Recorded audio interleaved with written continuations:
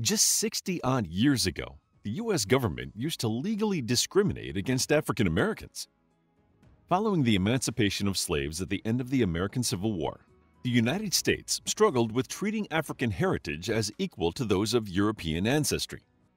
Both the northern and southern states generally treated an entire race as second-class citizens because of the inherent bias established in the colony's early days when it became apparent that enslaving people would be the quickest way to achieve prosperity. African American history is ripe with tales of individuals and organizations that stood against the yoke of prejudice. The yarns of these people enabled their fellow men and women to take up the case of freedom and equality. Their actions promoted the emancipation of an entire race in the New World. Here, we celebrate the lives of 7 African Americans that changed history. Sojourner Truth. Around 1797, Sojourner Truth was born into slavery in Swarthkill, New York. Born Isabella Baumfree, she was bought and sold 4 times before she escaped with her infant daughter in 1826. She had 5 children with another slave.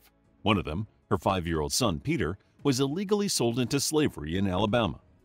After taking the case to court, she became the first African American woman to win a lawsuit against a white man. After the New York Gradual Abolition Act in 1827, she worked for a local minister for the next few years. In 1843, she changed her name to Sojourner Truth because she believed God illuminated her. According to her, God had chosen her to preach His truth. Sojourner because I was to travel up and down the land showing people their sins and being assigned to them. And truth because I was to declare the truth unto the people. She was an advocate for ending slavery and worked as a women's rights activist for years. She also contributed to the suffrage movement and traveled around the states to make rousing speeches.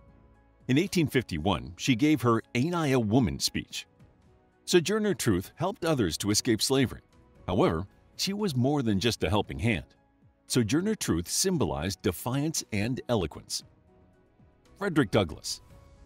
Easily one of the most renowned and respected African Americans in the country's history. Frederick Douglass was an elegantly outspoken opponent of slavery.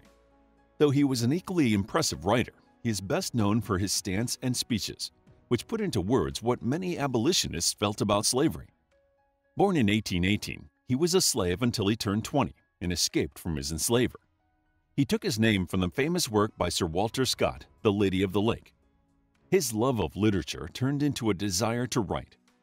Douglass chronicled his early life in the narrative of the life of Frederick Douglass, an American slave, published in 1845. 2 follow-up autobiographies in 1855 and 1881 looked at his escape from slavery and his life over nearly 7 decades. As instrumental as his writings were to African American culture, his endeavor to free slaves made him a legend in his lifetime. Once slaves were freed, the South would try to oppress them and treat them like second-class citizens under the Jim Crow laws. However, Douglass did not just point out the illegalities of the South. He was also vocal about the hypocrisy and inequality practiced in the North. To Douglass, the Civil War was a necessity to end the evil practice of slavery. He pressed for emancipation as the war raged. During the war, he was also an advisor to Abraham Lincoln and is credited with having persuaded the president to finally emancipate all slaves. Harriet Tubman.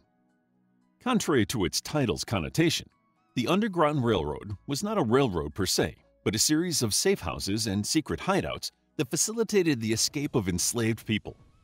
It started at the beginning of the 19th century and grew over several decades. By the time the Civil War broke out, it had become the most successful network for freeing slaves. Many famous historical figures supported the Underground Railroad, including Frederick Douglass, Samuel Burris, William Lloyd Garrison, and Obadiah Bush. The most famous conductor of the Underground Railroad was Harriet Tubman, an escaped slave. Born into slavery in Maryland, her original name was Araminta Ross, and she was one of 11 children. From an early age, she was against the idea of slavery, and it was always her intention to escape from it and become free. Her name changed in 1844 when she married a free man named John Tubman. In addition to taking his last name, she also took a new first name, her mother's. 5 years later, Harriet feared that she and another slave would be sold. Instead of waiting, Tubman decided to escape. Her husband refused to join her, but 2 of her brothers decided it was worth the risk. Their only guidance was the North Star. Her brothers did not make it, as they became too afraid of what would happen to them and returned to the plantation. Harriet pressed on and reached Philadelphia. Once in the North, she got a job as a servant to earn money. For Tubman, her wages were not just to sustain herself. She also planned to use the money to help other slaves finally break free of their shackles. Harriet Tubman was called the Moses of her people, dedicating time and effort to ensure the freedom of as many people as possible. Langston Hughes. James Mercer Langston Hughes was born in 1901 in Harlem, Manhattan, New York. A significant figure of the Harlem Renaissance, he is considered one of the finest poets in American history. The New Negro movement, as it was known at the time, was a milestone for the African American culture, as artists, poets, musicians, and authors formulated new forms of expression. In 1924, Langston's first book of poetry, The Weary Blues, was published. Langston Hughes gave voice to the voiceless African American working class with his debut text and subsequent publications. The Harlem Renaissance reached its peak during the 1920s, during which it reinvigorated the African American arts. The movement even inspired French writers of African origin. The most profound impact of the movement was its visibility.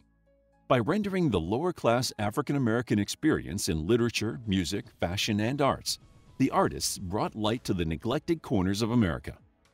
The movement's experimentation of style and form reconciled pride with African identity. Rosa Parks. A single action taken by a middle-aged African American woman broke all the well-crafted stereotypes. Born Rosa Louise McCauley in 1913 in Tuskegee, Alabama, she married Raymond Parks at 19 and took the name that would one day be known internationally. He was already a member of the NAACP, and she began to support him and the organization in their efforts to improve African American lives.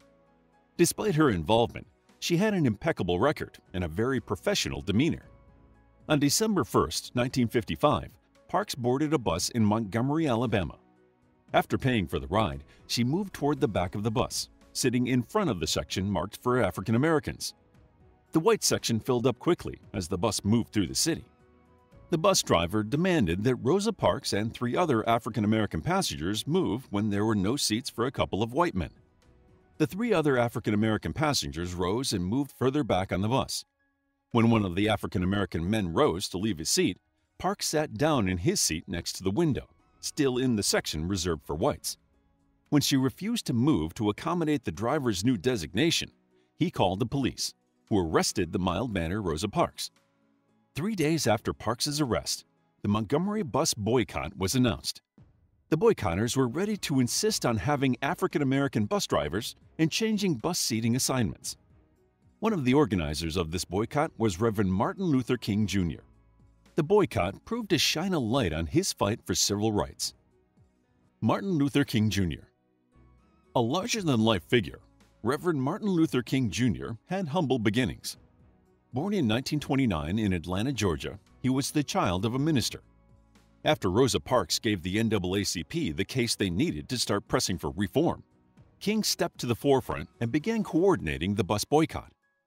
People listened to this eloquent speaker with an outstanding education, and he became the new face of the civil rights movement. King would go on to help make numerous events successful.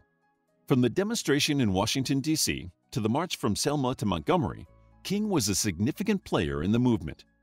His presence and dedication to the cause inspired others to take chances they likely would not have taken without such a strong leader. Though he was dedicated to nonviolence, those he fought against were not opposed to it. On April 3, 1968, he gave his last speech, known as his "I've Been to the Mountaintop" speech, to a crowd in Memphis, Tennessee. He told them, "I've seen the Promised Land. I may not get there with you, but I want you to know tonight that we, as a people, will get to the Promised Land." The next day, James Earl Ray assassinated him. From the quiet bravery of Rosa Parks to the mesmerizing dignity of Reverend Martin Luther King Jr. and the fiery passion of Malcolm X, the civil rights movement inspired people to act. Muhammad Ali, the greatest heavyweight boxer to ever step in the ring. While it is arguable whether Ali was the greatest boxer, you can think of a more iconic athlete. The handsome, charismatic man was born in Louisville, Kentucky in 1942 as Cassius Clay. He started training at an early age and won a gold medal in the 1960 Summer Olympics. However, his Olympic success did not garner him the spotlight, nor did his conversion to Islam in 1961. He publicly announced his conversion in 1964. His rise to fame began in 1964 when he faced one of the most terrifying heavyweight boxers in history, Sonny Liston. Ali used his movement, speed, and quick reflexes to frustrate the power puncher and knocked him out in the 7th round. His antics leading to the fight brought him as much attention as the final result. The same year, he changed his name per his faith, becoming Muhammad Ali. He quickly earned a reputation for his pranks and buffoonery outside the ring. Still, he made a crucial decision in 1966 that few could dare. Ali refused on religious and humanitarian grounds to fight in the Vietnam War when drafted. The entire country turned against the young man, but his anti-establishment stance garnered him honor and reverence over the years. He stayed out of the ring for 4 years since his license was stripped.